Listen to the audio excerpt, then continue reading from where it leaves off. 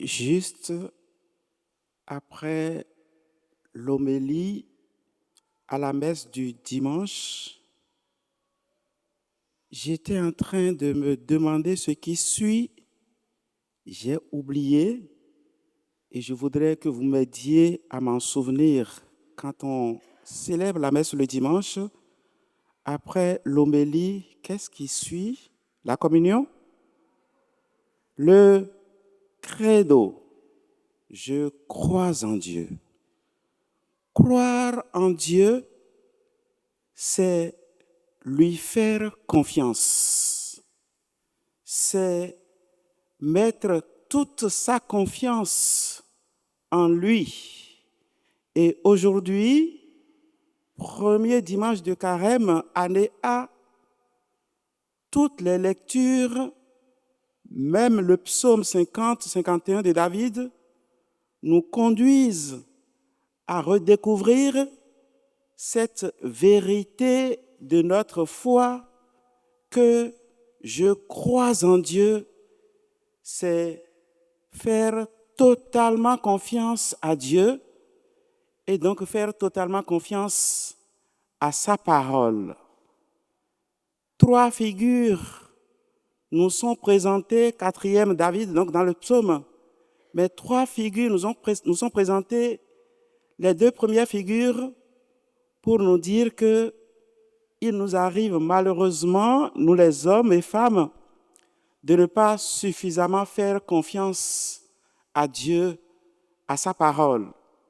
Deux premières figures, Ève et Adam, à qui Dieu a été le premier à parler, mais il y a un autre qui leur a parlé et mis dans la balance, ils ont préféré croire la deuxième personne, le serpent, le rusé, qui, dans la première lecture, a réussi à tromper la femme. Pauvre femme. Ah, nous les femmes.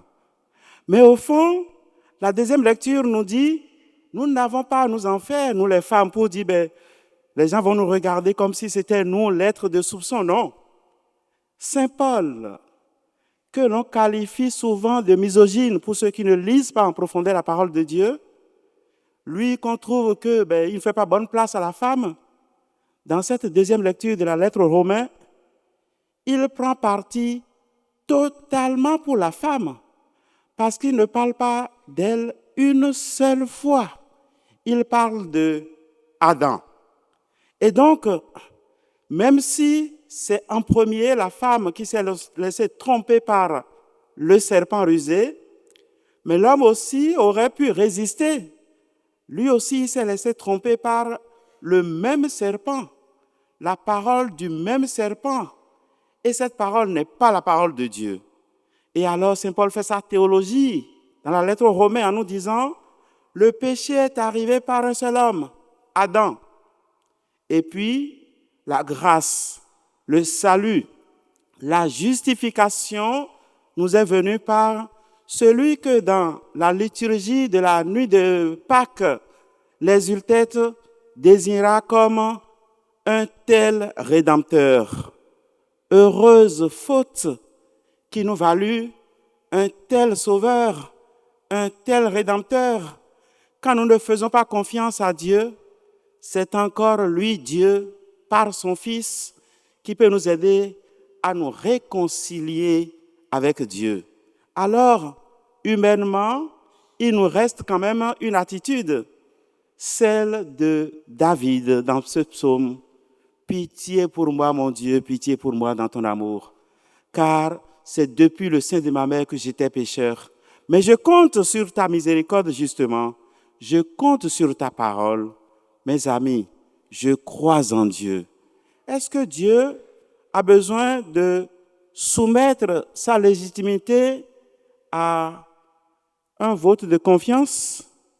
Est-ce qu'il est obligé de faire comme le Premier ministre français quand on l'a nommé et qu'il va devant l'Assemblée? Est-ce qu'il est obligé de faire un discours et de nous demander, mais votez la confiance pour que nous ayons confiance en lui? Je ne pense pas.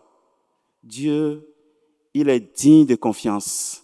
Dieu, on peut lui faire confiance. Et c'est pour cela que moi non plus, je ne demande pas un vote de confiance. Mais est-ce que vous me faites confiance? Dans le commentaire de la parole de Dieu, est-ce que vous me faites confiance? Un peu? Merci beaucoup. C'est gentil. J'avais risqué parce que je me disais, non, je risque d'avoir la sanction comme l'un des premiers ministres il n'y a pas très longtemps, que j'aimais bien, qui était très bien, mais bon, vote de confiance, et il a dû partir, ça n'a pas marché. Il n'a pas voulu utiliser le 49.3, mais Dieu n'a pas besoin d'utiliser ça non plus. Dieu nous demande simplement, faites-moi confiance. La parole que je vous dis, que je vous donne, c'est une parole fiable. Si vous me faites confiance comme la Vierge Marie, si vous me faites confiance comme Saint Éloi, si vous me faites confiance comme tant et tant d'hommes qui ont su que ma parole n'est jamais trompeuse, que je ne suis pas rusé, qu'il ne faut pas soupçonner ma parole, mais au contraire, croire fermement, dur comme fer, dur comme bronze, dur comme or, mais ça se fond quand même au feu. Si vous croyez en moi, immanquablement, mes amis, je vais vous sauver. Je vais vous envoyer celui qui peut vous racheter et vous donner la vie éternelle. Amen.